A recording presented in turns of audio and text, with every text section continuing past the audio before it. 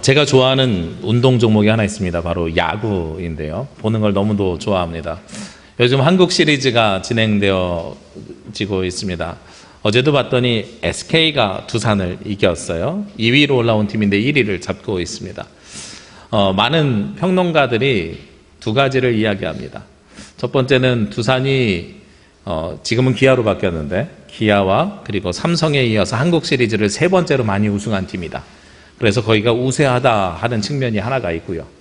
또 하나는 역대 한국 시리즈 전적을 보니까 두산과 SK가 만났을 때 두산이 이겼던 적이 한 번도 없다. 그래서 SK의 승리를 점치는 사람들도 있습니다. 어디가 이겼든지 제가 좋아하는 팀은 이미 지난주에 떨어져가지고요. 예, 사실 관심은 없습니다만 그래도 보는 것만으로도 또 한편으로 즐겁기도 합니다. 그런데 이 한국 시리즈가 끝나면 야구에서는 또 다른 리그가 시작이 됩니다. 바로 스토브 리그라는 거예요. 무슨 이야기냐면 한국 시리즈가 끝난 다음에는 올 한 해 선수들의 성적이 나오고 그리고 계약이 끝나는 사람들이 있잖아요. 그러면 겨울 기간 동안에 우리 팀에 부족한 사람들을 충원하고 그리고 서로 트레이드를 하고 그리고 스카웃을 하는 시간이 벌어지게 됩니다. 그것을 스토브 리그라고 불러요. 겨울에 스토브 앞에서 서로 이야기한다 그래서 스토브 리그라고 부릅니다. 지난 한 해 동안 잘했던 사람들을 맞이하고 그리고 스카웃하는 전쟁을 스토브 리그라고 하죠. 예전에, 요즘은 그러지 않습니다만 예전에 조금 규모 있는 교회에서는 2월 달이 되면 고등학교를 졸업하고 대학에 입학하는 학생들을 상대로 스토브 리그가 벌어지기도 했습니다. 그래서 제가 예전에 전도사를 할 때에도 제가 또 중고등학교를 다닐 때도 보면 고3들이 대학 시험에 합격하는 합격 소식이 들리자마자 교회 유치부, 유년부, 중고등부, 그 다음에 성가대가 모두 다 고3 학생들을 찾아가가지고 스카웃 전쟁을 벌려요. 너 이제 대학 들어가면 우리 부서에서 봉사해야 되지 않겠느냐 이러면서 이제 열심히 서로 섭외하는 전쟁이 벌어지게 되죠. 그때 하는 기준들이 있지요. 물론 교회에서야 뭐 열심히 할 수 있는 사람을 찾는 것이 교회에선 가장 기본적인 마음인데 야구의 스토브 리그로 하면 우리 팀에 필요한 사람들 뽑기 위해서 여러 사람이 달려드는 거죠. 근데 요즘은 청년들이 좀 정반대의 삶을 살아가고 있습니다. 취업이 너무도 어렵다 보니까요. 기업에서 나를 찾아주는 이 스토브 리그가 있는 게 아니라 기업에 가고 싶어도 들어가지 못하는 역전 현상이 벌어져 있는 것도 현재 모습이죠. 오늘 성경에 보니까요. 아브라함이 전쟁을 승리하고 돌아오거든요. 우리가 지난주에 말씀 함께 나눴는데 롯을 찾기 위해서 가나안의 네 왕과 싸워서 승리하고 돌아오는데 돌아오는 아브라함을 두 분이 맞으러 나옵니다. 제가 사람이라고 하기 좀 뭐해서 두 분이라고 표현을 하는데요. 먼저 처음으로 누가 영접하러 나오는가 보았더니 오늘 17절 말씀해 보니까 아브라함이 그돌라오멜과 그와 함께한 왕들을 쳐부수고 돌아올 때 소돔 왕이 사회 골짜기 곧 왕의 골짜기로 나와 그를 영접하였고 하고 말씀하고 있어요. 아브라함이 전쟁하고 돌아오는데 소돔 왕이 나와서 아브라함을 영접하더라 하는 것입니다. 제가 영접이라는 단어를 언제 사용하는지 말씀드렸죠. 보통 우리는 영접이라는 단어를 굉장히 너무 흔하게 사용합니다. 예수님을 영접하셨습니까? 하고 우리 많이 이야기하는데 예수님을 영접한다는 것은 예수님을 어느 대우를 한다는 거냐면 왕, 살아계신 하나님의 아들로 우리가 맞이하기 때문에 예수님을 영접하는 거예요. 영접은 나라에 다른 나라 정상이 왔을 때에 국빈 대접으로 나가서 맞이하는 것을 바로 영접이라고 하는 거죠. 그러니까 아브라함이 전쟁에서 승리하고 왔는데 소돔 왕이 나와서 아브라함을 영접했대요. 무슨 이야기겠어요? 소돔 왕이 아브라함을 굉장히 극진히 높여서 맞이하였습니다 하는 것을 이 안에 포함하고 있는 겁니다. 왜 그랬을까요? 잘 생각해 보십시다. 아브라함이 누구랑 싸웠냐면 소돔 땅에서 살던 롯이 가나안의 네 왕에 잡혀갔어요. 그렇죠? 그러니까 롯이 잡혀가면서 소돔 땅에 있던 모든 노략물들도 잡혀가고 모든 사람들도 잡혀갔어요. 모든 물건들도 다 노략됐어요. 그러니까 아브라함이 가서 전쟁을 한 것은 누구의 원수랑 전쟁을 한 거예요? 소돔의 원수랑 전쟁한 거죠. 소돔 왕은 네 왕들과 전쟁에서 져가지고요. 전쟁에서 져서 패해서 그래서 자기의 것을 모두 다 빼앗겼는데 아브라함이 가서 대신 무엇을 한 격이 되어버렸습니까? 복수를 하고 돌아온 격이 되었죠. 그러니까 소돔 왕의 입장에서는 아브라함을 반겨 맞이할 수밖에 없죠. 나는 졌지만, 물론 이유는 조카 롯을 찾으러 간 것이지만, 그러나 내 대신 원수들과 싸워서 이기고 승전해서 돌아온 아브라함, 그러니까 맞이할 수밖에 없는 거죠. 이게 바로 소돔 왕의 입장이었습니다. 또 한 분이 있죠. 누가 맞이하러 나갑니까? 오늘 18절 말씀해 보니까 살렘 왕 멜기세덱이 떡과 포도주를 가지고 나왔으니 그는 지극히 높으신 하나님의 제사장이었더라. 멜기세덱이 또 아브라함을 맞으러 나옵니다. 아브라함을 맞으러 나오는데 이 멜기세덱은 어디 왕이었다고 이야기하고 있습니까? 살렘 왕, 이렇게 나와요. 소돔 왕이 먼저 나왔었고요. 그리고 또 살렘 왕이 나오는데 여기서 살렘이라는 단어를 우리가 한번 생각해 보았으면 좋겠어요. 살렘 어디서 많이 들어보셨죠? 예루살렘 할 때 하는 살렘입니다. 이 살렘은 어떤 뜻을 가지고 있냐면 샬롬의 명사형입니다. 샬롬은 여러분에게 평화가 있었으면 좋겠습니다, 평안할지어다 하는 동사의 표현이고요. 살렘은 평화 자체를 이야기하는 평화의 명사형입니다. 그러니까 살렘 왕은 누구의 왕이에요? 평화의 왕이라는 거죠. 어쩌면 이 살렘 왕이라고 하는 표현은 평화의 왕, 전쟁과 싸움의 공포가 없는 것, 이것이 바로 평화인데요. 이 평화가 이루어지기 위해서는 우리가 무엇이 있어야 됩니까? 하나님 나라가 우리 가운데 함께 있어야 되는 거죠. 그러니까 살렘 왕이라고 하는 것은 하나님 나라를 이야기할 수도 있는 거예요. 하나님 나라의 대리자인 멜기세덱이 아브라함을 맞이하러 나오는데 그냥 나오는 게 아니지요. 선물을 들고 나오는데 그 선물이 무엇입니까? 떡과 포도주. 연상되는 장면이 하나 있죠. 떡과 포도주 하면 예수님께서 십자가에 달리시기 전날 밤에, 예수님께서 로마 군사에게 잡히시던 날 밤에 제자들과 함께 떡과 포도주의 만찬을 벌리셨습니다. 그리고 떡과 포도주의 만찬을 벌리면서 예수님께서 제자들에게 말씀하셨죠. 떡을 떼어서 나눠주시면서 이 떡은 나의 살이다. 포도주 잔을 나누어 주시면서 이 포도주는 나의 피다. 우리가 예수 그리스도와 함께 성찬을 하면서 무엇을 기억합니까? 예수 그리스도와 한몸 되고 연합되는 것, 예수 그리스도와 화목하게 되는 것을 기억하죠. 그러니까 살렘 왕 멜기세덱이요, 떡과 포도주를 가지고 나와서 아브라함에게 나누어 주었다는 것은 예수 그리스도와 그리고 하나님과 아브라함이 어떻게 되기를 원하는 거예요? 연합, 하나가 되기를 원하는 마음으로 맞이하러 나오게 되는 거죠. 그렇게 멜기세덱이 나옵니다. 이 두 존재가 나왔어요.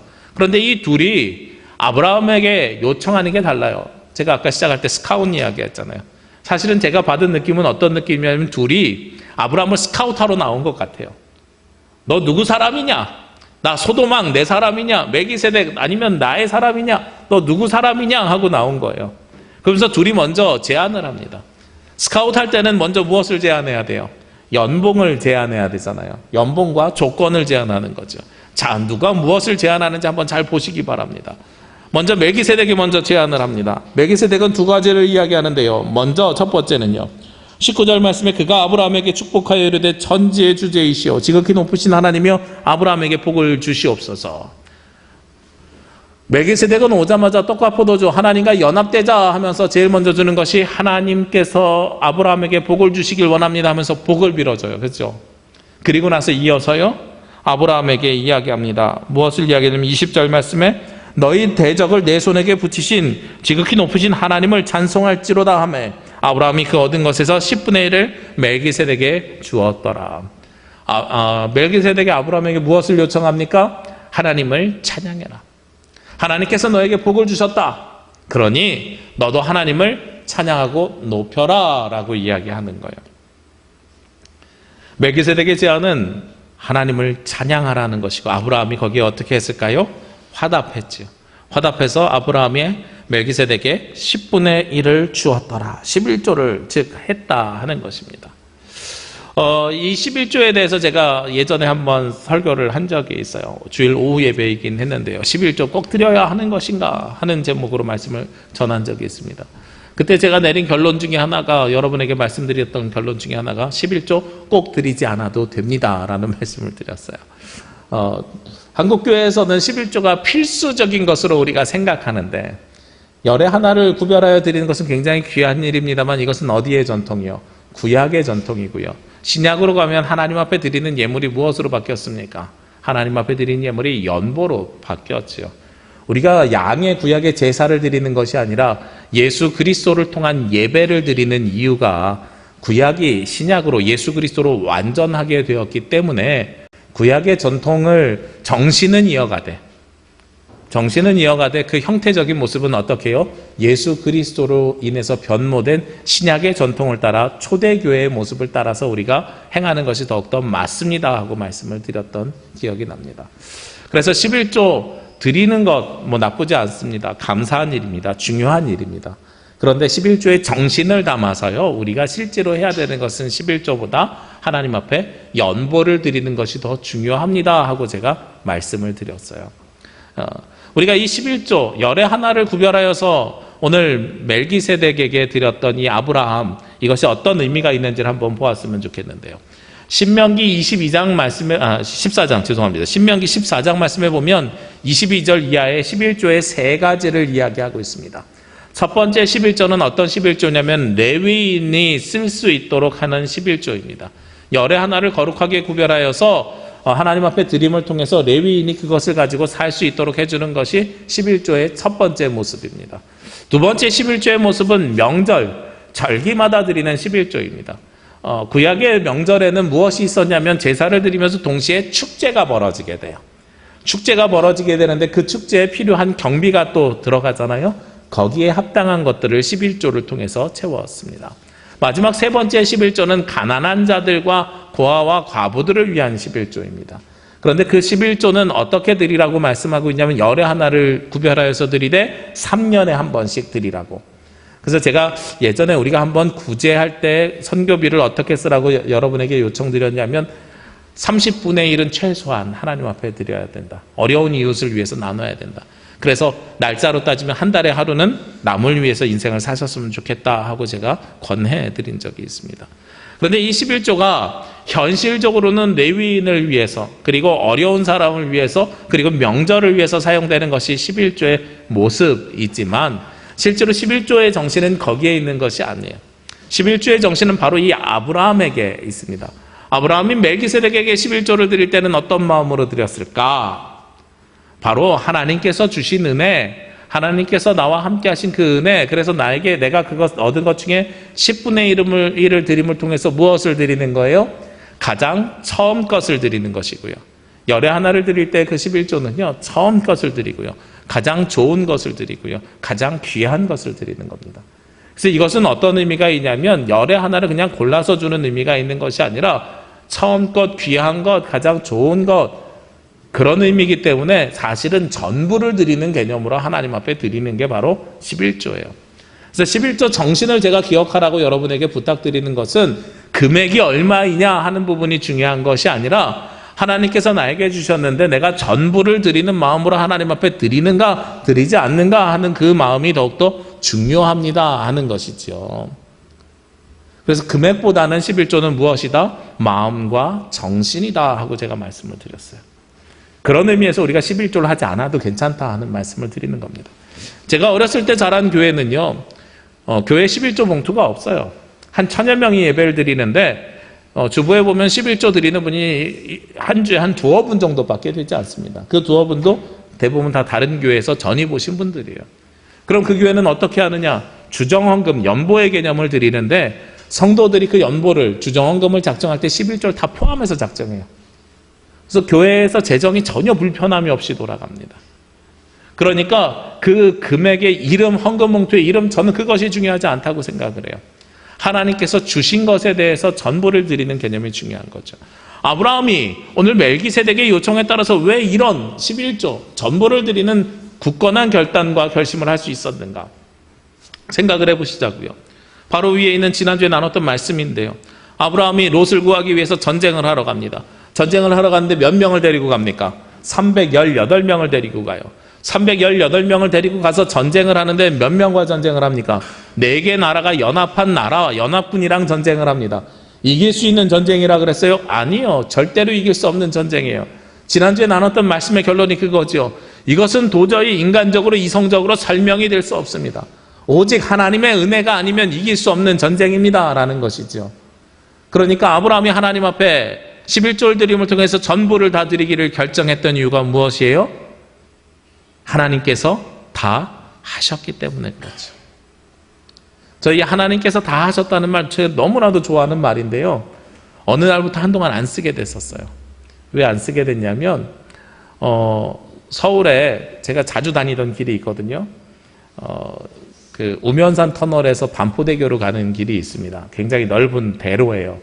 그래서 그 길로 가면 서울에 빨리 들어갈 수 있어서 수원이나 과천에서 갈 때 우면산 터널을 지나서 계속 직진해서 반포대교로 넘어갑니다. 근데 가다 보면 서초동에 검찰청 바로 앞에 왼쪽에 큰 건물이 하나가 있어요. 한 2천억 들여서 지어진 건물이 있는데 사랑의 교회예요. 그 건물을 딱 짓고 나서 그 앞에 현수막을 크게 붙였습니다. 뭐라고 붙였냐면 하나님께서 다 하셨습니다. 근데 진짜로 하나님께서 다 하셨는가 제가 거기서 의문을 품었어요. 왜냐하면 지금도 논쟁이 벌어져 있죠. 교회 본당이 지하로 내려가 있는데 우리 교회를 이야기하면은요 어디를 팠냐면 교회 밖에 있는 요 길 있죠. 여기까지 지하를 파버린 거예요. 그래가지고 이 법적인 문제가 붙었어요. 그래서 몇십억 물어서, 몇십억이 아니더라고요. 몇백억 물어서 이 땅을 메워주고 본당을 줄여야 되는 일이 생겼어요. 또 하나 문제가 있어요. 담임 목사의 자격에 대해서 요즘 문제가 막 불거지고 있어요. 한 열흘 전에 법원에서 판결 났는데 어떤 판결이 났냐면은 그 목사직 받은 것이 무효 판결이 났어요. 어떻게 처신할까 제가 사실은 좀 궁금해요. 세상의 뉴스에 가려져서 그렇게 보여지지 않았는데 모든 교단이 가지고 있는 제도가 있습니다. 다른 교단 목사가 우리 교단으로 들어오려면 저희는 위탁교육이라는 표현을 사용하고 그리고 오정현 목사가 속해 있는 예장합동에서는 편목이라는 표현을 사용합니다. 신학교마다 가르치는 교리와 역사와 헌법이 조금씩 다르거든요. 많이 다르지 않아서. 많이 다르진 않지만 조금씩 달라서 1년간 위탁교육 대학원에서 교육을 받게 되어 있습니다. 그래서 지금도 우리 교단도 감리교나 성교육에서 목사님이 기장 목사님을 하려면 한신대학교를 1년을 다니셔야 돼요. 목사님들이어도. 그래서 교단 헌법과 역사를 배워서 다시 목회를 할 수 있도록 지도하는 방법입니다. 오정현 목사가 미국의 남가주 사랑의 교회에서 목회를 하다가요. 총신대 편목과정, 총신대학을 졸업한 것이 아니라 편목과정에 입학을 했대요. 그래서 합동쪽 목사가 되었다고 합니다. 그런데 그 과정에 문제가 제기가 됐어요. 어떤 문제가 있었다는 게 제기가 됐냐면 학생들의 증언에 의하면 첫날 수업하는 날 왔대요. 근데 미국에서 서울에 있는 학교까지 첫날 왔는데 매주 올 수 있을까요? 없잖아요, 상식적으로. 첫날만 오고 안 왔대요. 근데 졸업을 했는데 A+로 졸업을 했대요. 그래서 시험을 어떻게 쳤나 물어봤더니 팩스로 시험을 쳤대요. 모두 시험 감독관이는 시험장에서 시험을 치는데 혼자서 팩스로 받아서 문제를 보고 답을 써서 낸 거예요. 이건 책을 펴서 봤을지 부목사가 대신 써줬을지 알지 못하잖아요. 그런데 A+로 통과가 됐대요. 거기에 대해서 문제 제기를 하니까 이번에 법원에서 이것은 편목 과정을 했다고 할 수 없습니다 라고 무효 판정을 내렸어요. 그러면 그 교단의 목사가 될 수 없는 거죠. 아무튼 뭐 이래요. 그런데 거기서 뭐라고 사용을 해요? 하나님께서 다 하셨습니다 라는 표현을 써요. 진짜 하나님께서 다 하셨기 때문에 그 표현을 쓰셨을까요? 뭐 그럴 수는 있죠. 내가 아무리 불법하고 내가 아무리 잘못된 일을 하더라도 하나님께서는 다 하십니다. 뭐 이런 의미일 수는 있겠습니다만 저는 그것이 진짜로 사용되는 하나님께서 다 하셨습니다일까? 진짜 하나님께서 다 하신 거는요. 오늘 아브라함이 보여주는 것처럼 우리는 감히 절대로 이성적으로 논리적으로 불가능한 일을 했을 때 하나님께서 다 하셨습니다 하는 고백을 드리는 거예요. 아브라함이 그래서 하나님께서 다 하셨습니다 하는 고백을 하면서 그 증거로 무엇을 드립니까? 11조를 드리는 것입니다. 열의 하나를 거룩하게 구별하여 드림을 통해서 나의 전부를 드리는 것과 같이 드리는 것입니다. 이 11조가 참 쉬운 일이 아니에요. 예전에는요, 금액이 작을 때는 이 11조가 어려운 일이 아니었어요. 저에게 10만 원의 수입이 있을 때 1만 원을 드리는 것, 그래 조금 아꼈으면 가능한 일이야. 100만 원의 수입이 생겼을 때 10만 원을 드리는 것 조금은 고민이 되지만 드릴 수 있어 였어요. 근데 그 이상의 수입이 생겼을 때 11조를 드리는 것 고민이 심해지는 거예요. 왜요? 그 돈으로 내가 할 수 있는 게 생각보다 많거든요. 내 안에 있는 내가 하고 싶어하는 나의 욕심과 하나님 앞에 드려야 되는 이것 간의 싸움이 생겨나게 되는 거죠. 그런데 목회를 하면서요, 쉽게 이것을 결정해버렸어요. 어떻게 결정했습니까? 어떻게 그게 가능했냐면 들어올 때부터 수입이 100만 원이 생기면 내 수입은 100만 원이 아니라 처음부터 90이야. 먼저 뛰어버리니까. 먼저 정신을 가지고 있으니까 이게 어렵지 않아요. 11조의 제일 중요한 정신이 먼저예요. 쓰고 남은 것들 중에가 아니라 먼저 주님 앞에 드리고 남은 것들을 생각하는 것이 11조의 정신입니다. 근데 그것도요, 그렇게 살다 보니까 어느 날 익숙해졌어요. 익숙해져서 그 마음을 담는 것이 11조 정신이라고 말씀드렸잖아요. 금액보다 저는 마음이라고 생각하는데, 그 마음을 담는 것이 11조 정신인데, 그 마음이 이제 또 사라지게 된 거예요. 이게 너무 일상적이 돼버린 거예요. 그래서 고민을 하다가 발견한 것이 하나가 있었어요. 예전 어르신들을 보니까 하나님 앞에 11조를 드릴 때, 헌금을 드릴 때, 특히 11조를 드릴 때는 어떻게 드리냐면 은행 가서 신권으로 바꿔서 드리더라고요. 그래서 저도 한동안 그렇게 해봤어요. 근데 요즘은 은행 가니까 신권 없어요 하면서 안 바꿔주는 거예요. 그래서 한동안 모았는데 제가 모으는 속도보다 드려야 되는 속도가 더 빠르니까 이게 모으기가 어려워져요.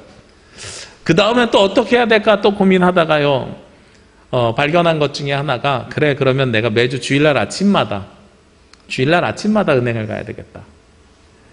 지난 금요일 날에도 저희 아내가 부탁한 것이 있어서 은행 가서 1,000원짜리를 300장을 바꿔왔거든요. 근데 가는 길에 은행에서 헌금을 찾으면 되잖아요.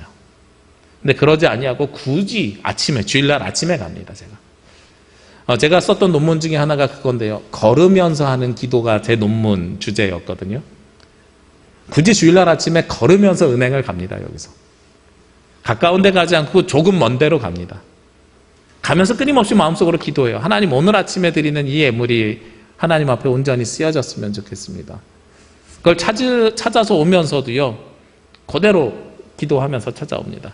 제가 제 마음을 어떻게 바꿨냐면, 아이들에게 가장 맛있는 것을 주려면 금방 나온 음식을 사다 줘야 맛있잖아요. 돈이 사실은 금방 나온 따끈따끈한 것, 옛날 것 이런 구별이 없잖아요. 근데 내 마음만큼은 예전처럼 봉투로 사례비를 받는 것도 아니고, 제가 처음에 목회 시작할 땐 봉투로 사례비를 받으니까 봉투에서 꺼내서 구별하고 드렸거든요. 근데 그게 어렵잖아요. 은행으로 입금이 되니까. 그러니까 매 주일마다 아침마다 기도하면서 주님 앞에 걸어가고, 기도하면서 그 예물을 찾고, 기도하면서 와야 되겠다. 이 작정을 제가 했어요. 그래서 주일날 아침에 보면 제가 이 주변에 걸어다니는 거 보시는 분들, 일찍 오시는 분들 간혹 보시는 분들이 계실 거예요. 대부분 은행 갔다 오는 길입니다. 근데 은행 갔다 오면서 걸으면서 기도하고 다녀옵니다. 이게 바로 마음으로 드리는 거예요. 아브라함은 하나님께서 다 하셨습니다 하는 것을 고백하면서 바로 그렇게 마음으로 하나님 앞에 예물을 드리는 것이죠. 그리고 나서 보니까 소돔 왕이 이번에는 또 제안을 합니다. 이 스카웃이잖아요, 그죠? 소돔 왕은 굉장히 인간적인 제안을 그 다음에 해요. 무엇을 제안하냐면 오늘 21절 말씀해 보니까 소돔 왕이 아브라함에게 이르되 사람은 내게 보내고 물품은 네가 가져라, 이렇게 이야기를 합니다. 나름대로 왕으로서요, 굉장히 많은 자존심을 낮추고 합리적인 이야기를 하는 거예요. 아브라함이 소돔 왕이 파송한 군대가 아니잖아요. 조카 롯을 구하기 위해서 자기가 간 군대잖아요. 그런데 거기에서 노략물은, 획득한 전쟁의 전리품은 아브라함에게 가지라 그래요. 나는 물건 안 줘도 돼. 네가 수고했으니까 그 전쟁에서 얻은 건 네가 다 가져. 다만 나에게 무엇만 돌려달라고 이야기하냐면 내 백성, 사람만 돌려주지 않겠니? 왕에게 필요한 건 재산보다 백성이니까요. 나름대로 합리적인 제안을 하는 것처럼 저는 보여요. 그런데 아브라함이 여기서 선택을 합니다. 너 물질을 가질래? 아니면 하나님 앞에 물질을 드릴래? 사실 이 두 가지거든요, 제안이. 멜기세덱은 하나님을 찬양하라 그러면서 아브라함이 물질을 드리라 요청한 건데 물질을 드렸잖아요. 소돔 왕은 반대로 너 하나님이 아니라 너 내가 물질을 줄게, 너 가질래? 라고 물어보는 거거든요. 근데 아브라함은 여기서 무엇을 대답합니까? 오늘 22절 말씀해 보니까 아브라함이 소돔왕에게 이르되 천지의 주제이시오 지극히 높으신 하나님 여호와께 내가 손을 들어 맹세하오니 하나님의 이름으로 선포하고 선언합니다. 23절 말씀에 내 말이 내가 아브라함으로 치부하게 하였다 할까 하여 내게 속한 것은 실 한 오락이나 들매끈 한 가닥이라도 내가 가지지 아니하리라. 아브라함이 무엇을 생각하냐면 소돔왕이요, 소돔왕이 아브라함으로 치부하게 하였다. 아, 아브라함 저 부자 된 거 내가 베풀어줘서 부자 된 거야. 내가 물질 줘서 부자 된 거야. 이런 이야기 할까봐 나는 그런 이야기 듣고 싶지 않다. 내가 부자가 된 것은 소돔왕 당신으로 인해서 부자가 된 것이 아니다. 그렇기 때문에 나는 실오라기 하나, 그 다음에 신발끈 하나, 여기에 나와 있는 들매끈이 신발끈을 이야기하는 것이거든요. 실오라기 하나, 신발끈 하나 나는 가져가지 않겠습니다 라고 이야기하는 거예요. 이 얼마나 놀라운 결단입니까? 하나님 앞에는 예물을 드리면서요, 소돔왕에게 내가 그 물건 다 줄게, 그 물품 다 줄게 그랬더니 저 그 돈 하나도 안 받을 거예요 라고 이야기하는 겁니다. 둘이서 똑같이 스카우트하러 왔어요. 한 사람은 영접하고요, 한 사람은 떡과 포도주를 가지고 나왔습니다. 한 사람은 하나님 앞에 영광 올려드려라 하나님의 뜻이다 그랬더니 아브라함은 그대로 따랐습니다. 한 사람은 내가 너에게 물질을 줄게, 너 물질 받을래? 그랬더니 나 그 물질 안 받을 거예요 라고 아브라함이 대답한 거죠. 둘의 스카우트에 의해서 누구를 선택합니까? 멜기세덱의 이야기를 선택하는 거죠. 아브라함이 여기서 끝나면 신앙만 좋은 사람이에요. 그런데 여기서 끝나지 않습니다. 24절에 한 가지 일을 더 행하게 됩니다. 소돔왕에게 역제안을 해요. 뭐라고 제안을 하냐면 오직 젊은이들이 먹은 것과 나와 동행한 아넬과 에스골과 마므레 분깃을 제할지니 그들이 그 분깃을 가질 것이니라. 당당하게요, 소돔왕에게 요청을 해요. 뭘 요청하냐면 젊은이들이 수고하고 노력한 것은 내가 그들에게 나눠주겠다. 나는 하나도 갖지 않지만 젊은이들 것은 나눠주겠다. 그리고 그 뒤에 나오는 동행한 아넬과 에스골과 마므레 318명, 아브라함의 사람이 318명이나 되지 않아서 그 동네에 있는 옆집 사람들을 데리고 갔거든요. 그러니까 그 사람들이 수고하고 노력한 것은 내가 나눠주겠다라고 이야기하는 거죠. 즉 전쟁할 때 맨 앞에서 가장 헌신하고 수고한 사람들의 몫을 내가 나눠주겠다라고 역제안을 하게 되는 겁니다. 나는 안 갖고 내 밑에 있는 사람들은 그 충분한 대가를 주겠다. 놀랍죠? 놀라운 리더십이 있는 것이 바로 아브라함입니다. 아브라함은요, 멜기세덱의 요청대로 하나님 앞에 열의 하나를 거룩하게 구별해 드림을 통해 누구를 얻습니까? 하나님의 마음을 얻습니다. 그리고요, 소돔의 제안을 거절하고 대신에 젊은이들과 함께한 사람들의 몫을, 여기서 분깃이라고 하는 것은 그들이 마땅히 받아야 될 몫을 이야기하는 것이거든요. 그 몫을 그들에게 나눠줌을 통해서, 수고한 대가를 치러줌을 통해서 누구의 마음을 얻어요? 사람의 마음을 얻습니다. 아브라함은 하나님의 마음뿐만 아니라 사람의 마음도 얻게 되는 거예요. 놀라운 일이 이 가운데 이루어지게 되는 거죠. 우리의 신앙생활이 바로 이래야 됩니다. 우리가 기억해야 되는 것이 있어요. 우리는 신앙생활하면서 교회에 나오면서 예배를 드리면서 누구와의 관계만을 중요하게 생각하냐면 하나님과 나와의 관계만을 중요하게 생각합니다. 그런데 오늘 성경에 보니까 하나님 앞에 11조를 드리는 것만큼 아브라함은 무엇도 중요하게 생각했냐면 수고하고 노력한 사람들에게 분깃을 주는 것, 그들의 몫을 챙겨주는 것 또한 중요하게 생각했습니다. 하나님과의 관계뿐만 아니라 나와 함께했던, 동행했던 사람들과의 관계도 중요하게 생각했습니다. 하나님의 마음만 얻은 것이 아니라 사람의 마음까지도 얻은 것이 바로 아브라함입니다. 교회는 하나님과의 관계를 회복시키는 것뿐만 아니라 세상과의 관계도 회복시켜야 되는 것이죠. 아브라함이 자기 몸으로 그것을 보여주고 있습니다.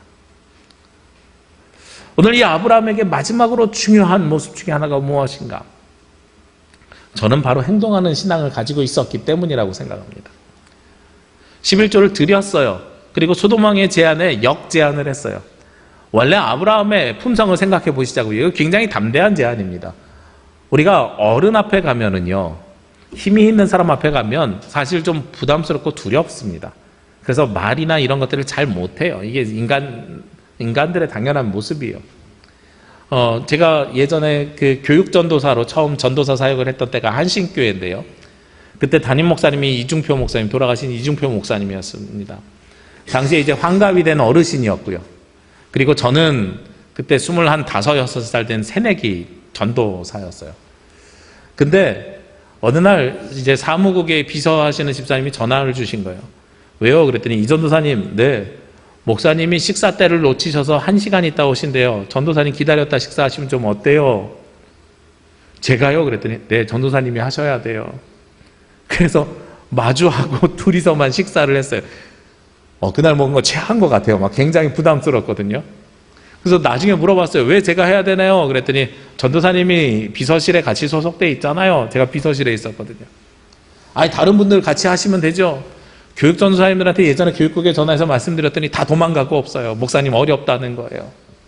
근데 그날 식사하면서 목사님이 저에게 그런 질문하세요. 이 전도사, 예, 나랑 밥 먹는 게 싫어?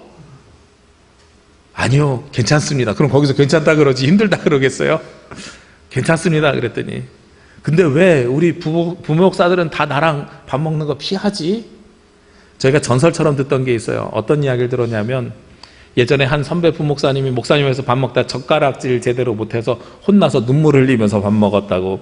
이게 저는 목격한 적이 없고 전설로 들려서, 글쎄요, 젓가락질 때문이 아닐까요? 제가 그랬거든요. 그랬더니 그렇다고 해서 그 아주 옛날 일인데 사실인가 봐요. 아주 옛날 일인데 이러시는 거예요. 그래서 그 다음에 제가 말씀드린 게, 아무래도 어른과 함께 있는 게 어렵겠지요. 그렇죠? 지금도 제가 어른과 함께 무엇을 하는 것 꽤 어려운 일입니다. 어르신 앞에 있는 것이 우리가 우리나라의 이 유교적 전통으로 교육을 받으면 쉬운 일이 아니거든요. 저는 특히나 집안 분위기가 굉장히 자유로움과 동시에 굉장히 권위적이기도 했습니다. 저희 집이 두 가지가 다 있었어요. 행동이나 생각이나 사고는 굉장히 자유로웠는데요. 어른 앞에서는 굉장히 예절을 잘 갖춰야 됨을 배웠어요. 무엇을 통해서 배웠냐면, 그 누구도 예절을 지키지 않는다고 혼냈던 적은 없는데, 할아버지가 이렇게 한 말씀 딱 하시면, 이 군인 출신인 할아버지이셨기 때문에 아버지가 뛰어서 내려가시고 군인처럼 네 아버님 하면서 이렇게 크게 대답을 하셨어요. 그러니까 저는 그 문화에 굉장히 익숙하게 살아가지고 어른 앞에 가는 것이 어려운 일입니다 하고 생각하고 있었던 거죠. 그게 바로 우리 한국 문화 속에 있는데요. 소도망 앞에 갔다고 하면, 성경에서도 보면 애고방 앞에 바로에게 갔었을 때도 마찬가지인데 쉽지 않은 일입니다. 그래서 어른에게 가면 쉽지 않은 일이 이 앞에 벌어지는데, 오늘 아브라함은 그 앞에서 당당하게 대처합니다. 굉장히 어려운 일이에요. 심지어 바로 앞에 갔을 때를 생각해보면 굉장히 소심한 사람이고요, 자기 할 말을 똑바로 못했던 사람이거든요. 하나님 앞에 열의 하나를 거룩하게 구별해서 드리는 일도 물질적으로는 오늘 이 창세기 14장의 11조 개념이 처음 나오거든요. 성경에 처음 하는 11조, 가장 어려운 11조예요. 굉장히 어려운 11조를 드렸고요. 또 하나, 아브라함이 무엇을 했냐면, 그 어려운 일들 상황 속에서도 어른 앞에서도 혹은 왕 앞에서도 자기 밑에 사람들을 위해서 자기가 해야 될 일들을 당당하게 할 말들을 해냈다는 거죠. 무엇이 중요하다고요? 아브라함의 신앙은요, 머릿속에 머물러 있는 신앙이 아니라 삶으로 드러나는 신앙이었다는 거예요. 하나님의 마음을 얻고 사람의 마음을 얻은 데서 끝나는 것이 아니라 그것이 인생과 삶으로 드러나는 삶이었다는 겁니다. 이게 아브라함이 가지고 있는 가장 커다란 강점이에요. 제가 선물에 대한 비유를 여러 번 사용했습니다. 내가 사랑하는 사람을 위해서 선물을 샀어요. 예쁘게 포장합니다. 오랫동안 고민해서 선물을 고르고 예쁘게 포장했어요. 그런데 가지고 있으면 그 마음이 전달됩니까? 하는 질문을 여러분에게 여러 번 드렸습니다. 오늘 아브라함이 보여준 이 신앙의 모습은요, 바로 선물을 전달하는 모습이었습니다. 신앙이 머릿속에 머물러 있는 것이 아니라 삶으로 드러나고 표현되었다는 것입니다. 하나님께서 다 하셨기에 그 은혜에 화답해야 된다 하는 생각만 했던 것이 아니고요, 그것을 삶으로 살았던 것이 바로 아브라함입니다. 그리고 사람의 마음을 얻기 위해서 무슨 행동을 했던 것이 아니라요, 사람의 마음을 얻기 위해서 자신이 해야 할 말들을 하고 그들을 보살폈던 것이 바로 아브라함의 모습입니다. 우리가 이 땅에서 살아가면서 우리 인생 가운데 중요한 것 중에 하나가, 우리의 신앙생활 가운데 중요한 것 중에 하나가 바로 선물을 전달하는 것과 같이 내가 가지고 있는 신앙생활의 모습을 행위로, 행동으로 옮겨내야 된다는 거죠. 그래서 어떤 분은 그런 이야기를 하죠. 사랑은 동사다라고 이야기합니다. 동사는 움직임을 드러내는 품사가 동사죠. 하나님 앞에 드리는 신앙도요, 동사입니다. 마음만 가지고 있어서 하나님 앞에 사랑을 드릴 수 없고요. 마음만 가지고 하나님의 마음을 얻을 수도 없습니다. 마음만 가지고 사람의 마음을 얻을 수도 없습니다.